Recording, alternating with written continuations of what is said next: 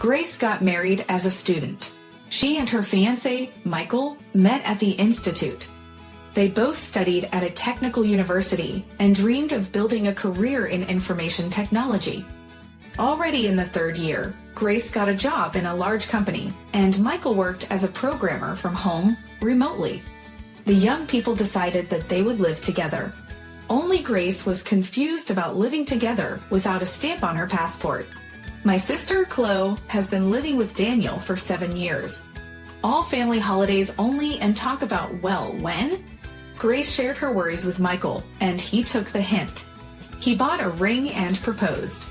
Grace was happy and immediately agreed, after which the lovers filed a statement in the registry office and then came to her parents for tea, having brought a cake.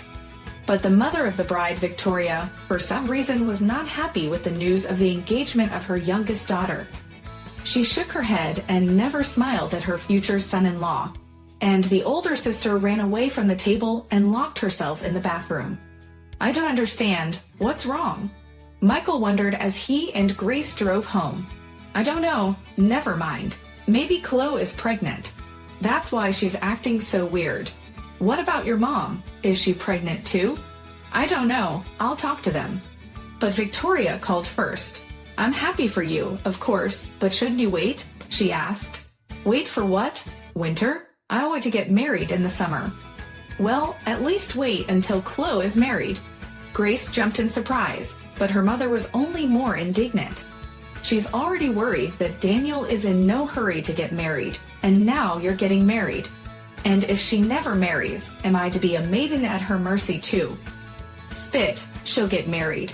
There's still time. Not everyone like you is early. How can you do that?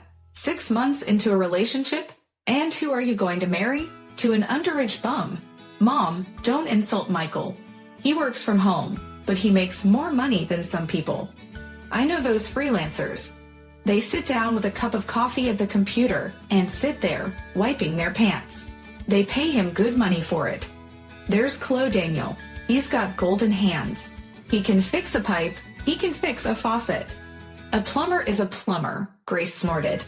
No, he's an engineer. Don't confuse the two. He's planning to get a job at a pool equipment company. Career advancement, salary, status. I've heard about that. Let him work wherever he wants. I don't care as long as they don't interfere with our marriage. They argued some more and never agreed. Grace didn't want to wait. She was completely satisfied with Michael, and Victoria insisted on a delay for the sake of her eldest daughter's peace of mind. We will not give money. If you go against us, pay for the wedding yourself. Victoria pulled out of his sleeve the last argument. All right, you don't have to come to our wedding either. Grace took offense. She and Michael were making their own money, and Michael's parents had promised to help. We're not going to have a big wedding. We'll sit with a warm group of close friends in a cafe, decided the newlyweds. Despite the disagreements, the parents came to the wedding. Grace and the family loved, though brought up in strictness. The wedding took place, and even Chloe and Daniel came. Her older sister was glowing with happiness, constantly bragging about the long-awaited ring. Well, thank God, Grace exhaled. She was happy that her sister had finally brought her soulmate to the finish line. Victoria was insanely happy. She kept emphasizing that she now had both daughters married and even started smiling at her young son-in-law. And yet Michael felt out of place in this family. His mother-in-law and father-in-law treated him with cold detachment. They called him only on family occasions, and when they came to Michael and Grace, as if they did not notice his son-in-law, talking to their daughter, and at every opportunity talking about the achievements of their elder son-in-law. Daniel had taken continuing education courses. Daniel had passed his driver's license. Daniel had bought Chloe a new phone. Michael was titillated by this endless stream of flattering words. He suspected that when Grace's parents visited their eldest daughter, they were not praising him. On the one hand, he pretended not to care, but on the other hand, every chance he got, he tried to get in touch with his mother-in-law and father-in-law to grow up in their eyes. He never refused to help them, always smiled politely, and was interested in their news. He even tried to be friends with Daniel, but Daniel was not the nicest guy, and their communication was reduced to common topics at the table during family gatherings. Whenever the need arose, it was Michael who responded and did what was needed. That was the case when a truckload of firewood was brought to the country house where Grace and Michael hardly ever traveled.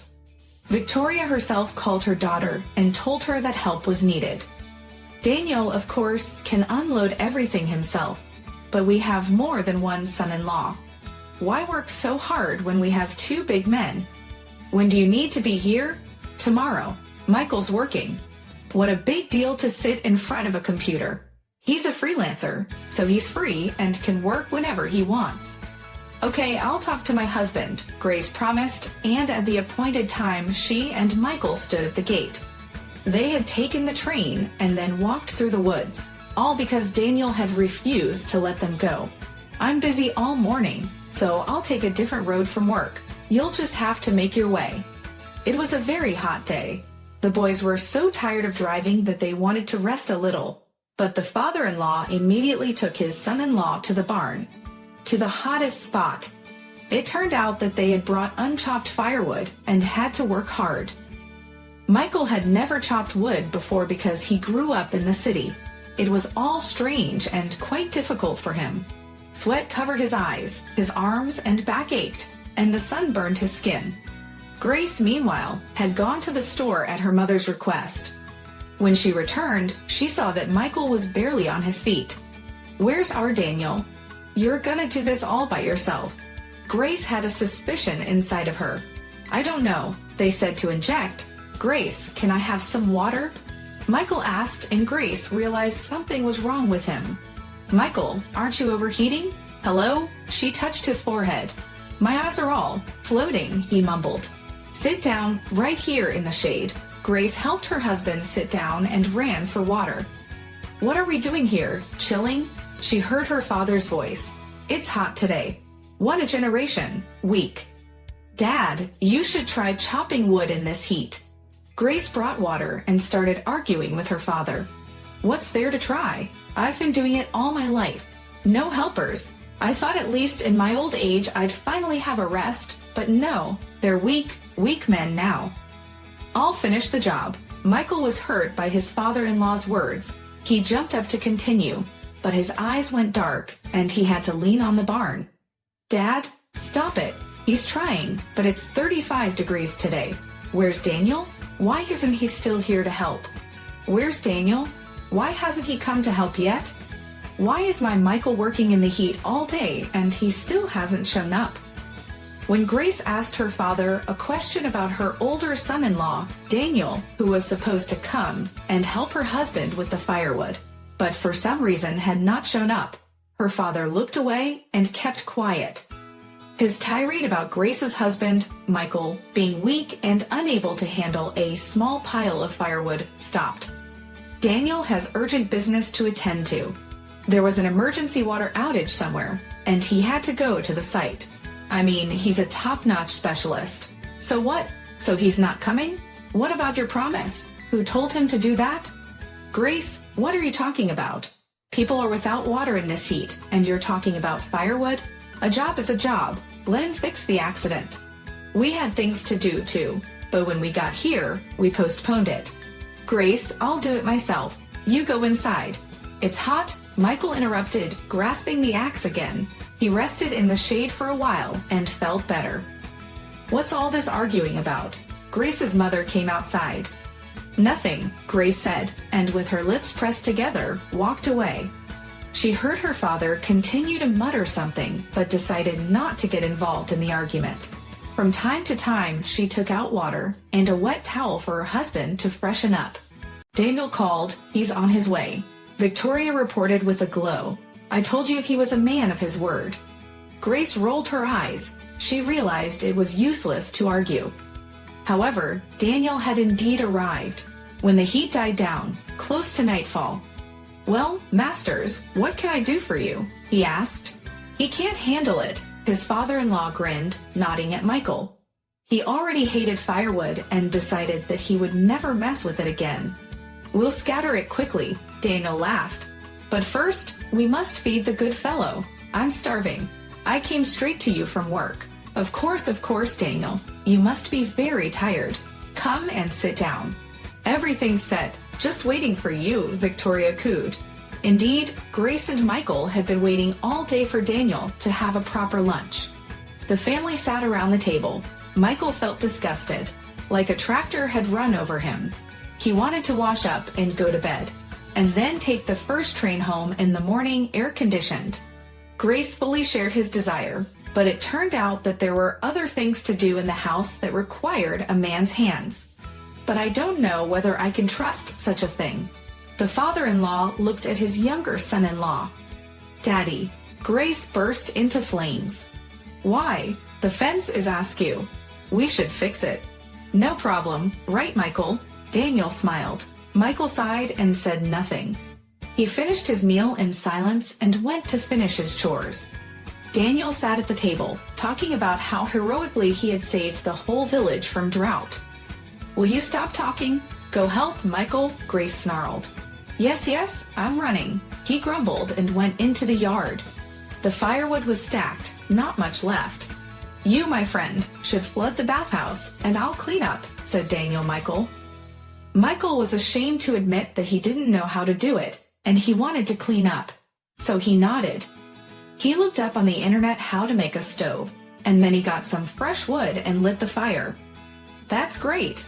Rubbing his hands together, Michael muttered to his wife. Now that you're free at last, why don't we take a walk to the lake? Grace suggested, winking at her husband. Let's go, Michael said happily. The couple enjoyed swimming in the cool water of the lake. The beautiful sunset set the mood for romance, and the absence of people on the shore allowed the lovers to relax a little. They returned home happy and satisfied. Michael seemed to have cooled down and was not angry with his father-in-law and mother-in-law. But then a new trouble happened. Who drowns a bathhouse like that? Have you no hands and no head at all? Shouted the father-in-law, covering his son-in-law with swear words. What's wrong? Michael squeezed out. Who will remove the flap? Didn't you bring water to the tank? Daniel came to check the fire, but everything was burnt out there, and the smoke was billowing. Grace's father shouted. Michael blushed and turned pale. He realized that country life was not for him, and he realized that he did not intend to stay in this house any longer. As you wish, I'm going home, he said to his wife. But you can stay. Michael, don't take offense at them. Grace tried to cool him down. Let's spend the night and leave in the morning. It's late, the trains are out. I'll take a cab, hitchhike, or even walk. I rested, breathed fresh air, and recovered.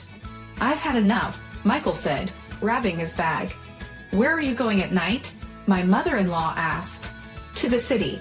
Thank you for the warm welcome, he said, and went out into the hall. Grace, bring him back and let him explain, Victoria frowned. No, Mom, he's right. We're city folk. You'll be safer without us. And Daniel will be glad to help you. He's your favorite son-in-law for a reason. Victoria wanted to say something else, but Daniel told her not to. Let them go, they're still young. They don't understand much. When they're older, when they have children, they'll wonder why no one wants to help them. That's right, Daniel, Victoria agreed.